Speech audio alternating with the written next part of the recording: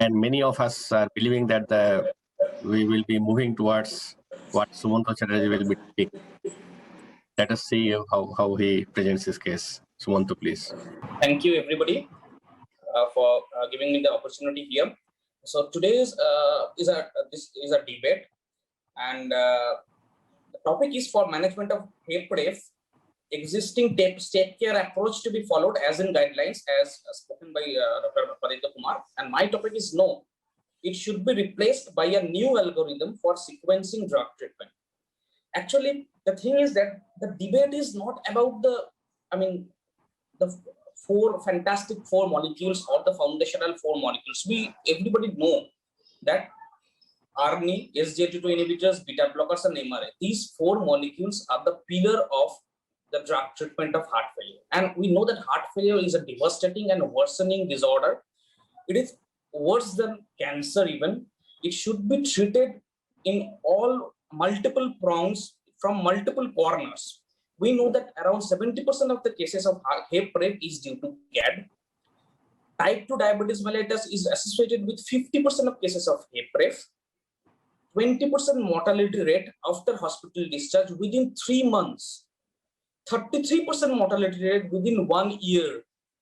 In spite of knowing all these things, the utilization of GDMT is around 20 to 25%.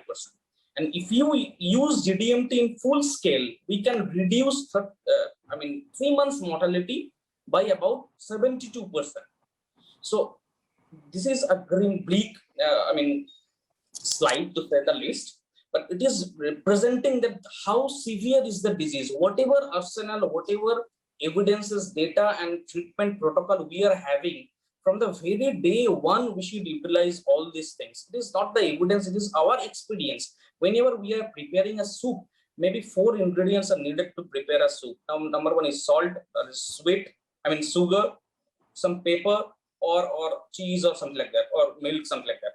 It is not that we are using salt first, then adding up again salt, and then try to add sweet, and then try to add pepper. Then there is no point in tasting the soup. We are adding all the 4 ingredients simultaneously and upscaling it. And every minute or every 5 minutes, we are tasting it, whether the composition is right, and then adding another pepper, or adding sweet, or decreasing the amount of salt. This is the kind of thing where we are preparing the soup. This is the scenario. So why not here? Because the GDMT are saying that, guidelines are to guide. They are saying that definitely these are the fantastic 4 molecules. We have to add that thing, but we are starting with maybe beta blocker, then upscaling it. We are seeing that there is no complication. Then after some time, after few months, we are adding another molecule. But in our experience, if there is no complication, and if the patient is not symptomatic, if the patient is symptomatic, then we are gearing up the next stage. But in our experience, what we do, we initiate beta blocker in very low dose. If the patient can tolerate, we see hardly for 10 days of 1 week or 10 days, and then adding up our next arsenal, maybe S inhibitor or ARP or RP, then MRA or SGLT2 inhibitor. So whatever the sequence is. So the debate is what the sequence will be, especially in Indian population. What is the sequence? Beta blocker first, then RNA, then MRA, then SGLT2 inhibitors, or the reverse? The debate may be regarding this. There is no debate that all the 4 molecules should be very first upscaled, or very first introduced, and then modify the dosing. So we all know this. This is a position statement. There's one slide presented in ESC 2021. All the 4 molecules are enjoying class 1 indications. We know that beta blockers from CVS to Merit-HF, Copernicus, all the trials are saying that it is having 30 to 35% all risk, all-cause mortality and severe death reduction, heart failure hospitality reduction in the tune of 30 to 35%. MRA, next line is MRA, because it has the capacity to reduce it by 25 to 30%, and HHF by 35 to 40%. This is the highest range. RNA, 20% to 20 to 25%.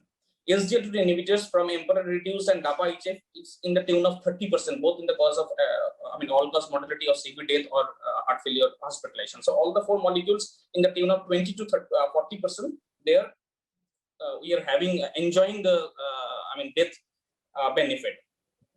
So this is foundational paper for which this debate has given the table by Milton Parker and J.J. McMurray.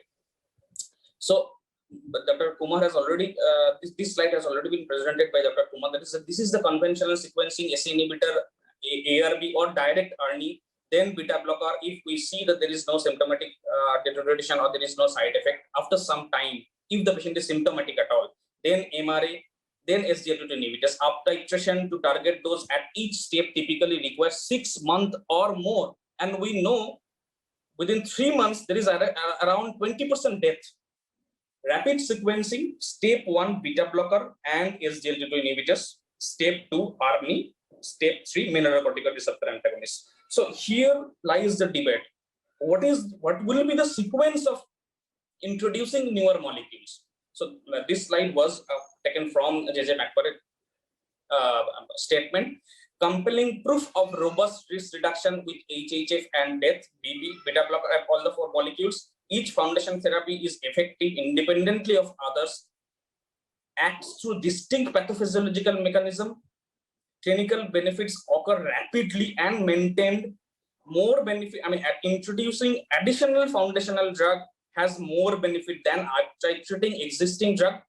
Early initiation of all the 4 molecules in 4 weeks facilitates early risk reduction, improve safety profile of others. One molecule may improve safety profile of others, like SGLT2 inhibitors may improve safety profile of MRA by reducing its hyperkalemia or by reducing the chance of dropping out.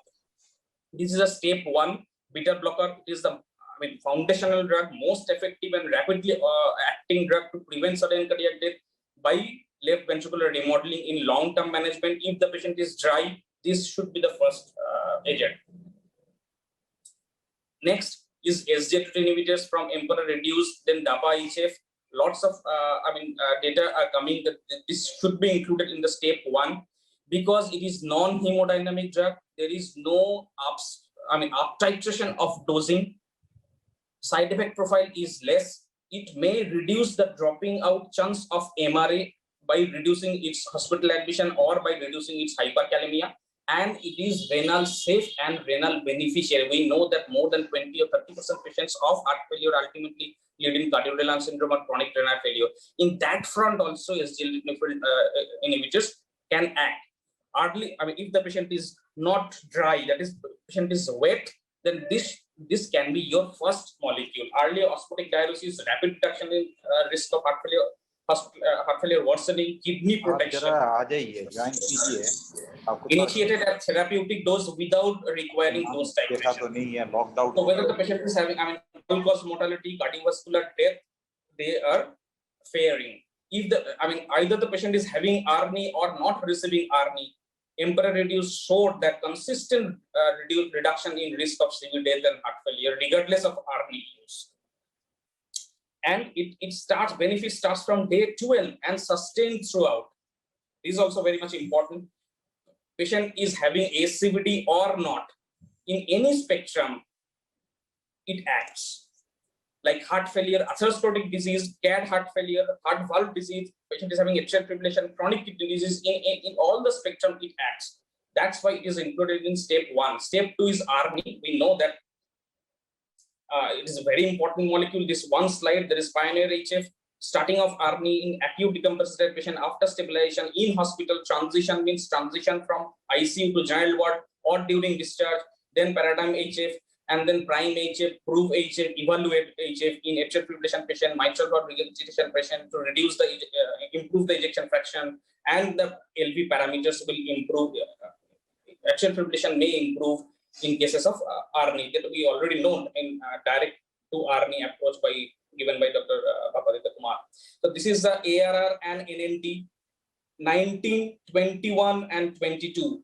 Empagliflozin and ARNI. This is the statistics we can quote. And lastly, MRA is a very important molecule. Significant reduction in mortality, morbidity. Background use of SGLT2 inhibitors and ARNI may lower the risk of worsening kidney disease and hyperkalemia. The reason we exactly do not know. From ARNI, from FSS and RAILS trial, we already know these things. empagliflozin use or SGLT2 use may be associated with 22% lower risk of discontinuing MRA therapy in patients with HFrEF. It's a very much important thing. One molecule is reducing the chance of dropping out of other molecules. So if the 4 molecules are added up simultaneously or in rapid sequence, this will benefit the patient. They may benefit the patient. So this is CCS, Canadian Heart Failure Society Guideline 2021. Initiate all the 4 molecules standard therapy as soon as possible and titrate every 2 to 4 weeks to target or maximally tolerated dose over 3 to 6 months. So contradictory to your guideline recommendation of 16 or 19, we are having this statement that all the 4 molecules will be there in your system by 3 months in maybe in standard dosage. At least we should try, because it is like a cancer and it is a devastating disorder. We should try all our strength to act maybe simultaneously or within rapid weeks. So this is another NFS with optimizing therapy with need for speed. This is a new term, that is comprehensive disease modifying medical therapy, CDMMT. Here the change we know here: CV death, heart failure hospitalization death, CV death or hospital hospitalization death, or emergency urgent visit for worsening heart failure. The change is minus 40% to minus 60%. Another 2 slides here. So this slide, this is 2021 heart failure ESC HFA ESC slide. That is 9. How can we sequence the foundational 4 molecules? We can categorize the heart failure patients in 9 categories: low BP, high heart rate; low BP, low heart rate; normal blood pressure, low heart rate; normal blood pressure, high heart rate; AFib, normal blood pressure; AFib, low blood pressure; CKD or hyperkalemia; pre-discharge, and patient is having hypertension despite GDMT. So they have categorized the 9 strategies of heart failure by which you can strategize that these patients should get beta blocker first, this patient should get ARNI first, or this patient should get SGLT2 inhibitors first. But nobody is denying that all the 4 molecules should be used in rapid succession, if not simultaneously, so that heart failure patients can be given some extra years. So this is my last slide, that if we use all the 4 molecules at the age of 55, you can add 6 years in his lifetime. 65, you can add 4 years. And at the age of 80, we can add 1.5 years to his lifetime. So we know that heart failure develops in our country maybe 1 decade earlier, maybe in the 50s or in the 60s. So we can add around 4 to 5 years productive life. You can we can add these 4 foundational molecules in rapid succession, if not simultaneously. Cost, if we can afford CRT, definitely we can afford it. Compliance, I don't know. In pandemic situation, if I go by road, we doubt that what is the compliance in our population, basically. In respect to mask only, that we I don't know. I doubt it. Thank you. Thank you, Sumanta. So you have proposed a new thing, and new proposals are always there are many inhibitions and many resistance that you have to face, and the new things may not be always good. We hope that it should be good, but it may not be good. So let us hope that in future we can have some outcome trials that which in a better way. But let us hear from Pandito what is his comments about his proposition. Basically, my approach is that you add all the drugs, but follow the guidelines, because it will reduce the complications, it will improve the compliance, it will reduce the hypotensive side effects, and all this will help us, because the protocol is already established for last 10 years. So just the new drug SGLT2 inhibitors has already received a class 1 recommendation from the ACC-HA. So there is no harm in adding the SGLT2 inhibitors after we have already started these 3 drugs. So my approach is add all the drugs, but take time to add all the 4 drugs.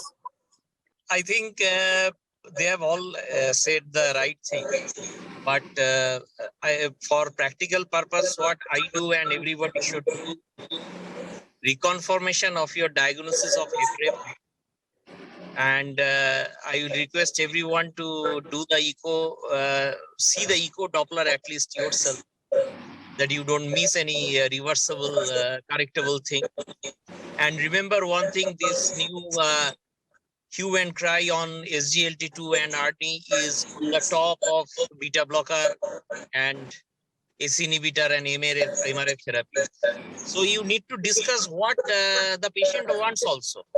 How much he can go, how much he can afford. That's more important.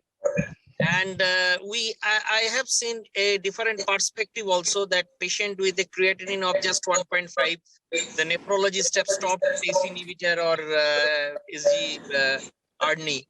This is not the case should be done. They should be continued even with mild rise of creatinine. And hypovolemia is a real issue, and everybody has to be careful not to give unnecessary nitrate diuretic. And both Papaksu and Sumanta, you were right. And actually what you said, you didn't debate, you actually agreed with each other, and that is the approach. Thank you.